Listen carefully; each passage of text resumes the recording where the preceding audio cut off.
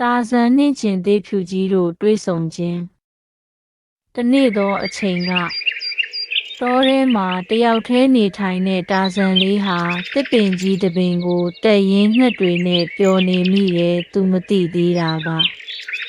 ဒီနေ့မှာသူ့ဘဝအတွက်ပြောင်းလဲမှုတစ်ခုကြုံတော့မယ်ဆိုတာပါထိုအချိန်သူကရေကန်အနားမှာငြိမ်ငြိမ်လေးနားနေတော့ရုတ်တရက်ခြုံပုတ်ထဲကနေအဖြူရောင်အရိပ်ကြီးတစ်ခုပေါ်လာတယ်တာဇန်လှည့်ကြည့်လိုက်တဲ့အခါစကားပြောတတ်တဲ့ချင်းသေးဖြူကြီးကိုတွေးလိုက်ရတယ်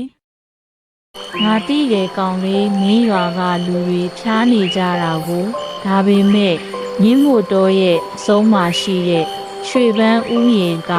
ဒီယောဂါကိုပျောက်စေနိုင်တဲ့မင်းရဲ့တတိနဲ့မေတ္တာကိုစမ်းသပ်မဲ့ခီးကြီးပါအဲဒီနောက်တာဇန်လေးဟာချင်းသေးဖြူကြီးနဲ့အတူတောနက်ကြီးတွေကိုစတင်လျှောက်လန်းခဲ့တဲ့အန္တရာယ်တွေအံ့ဖွယ်တွေနဲ့ပြည့်နေတဲ့ဒီခီးမှာ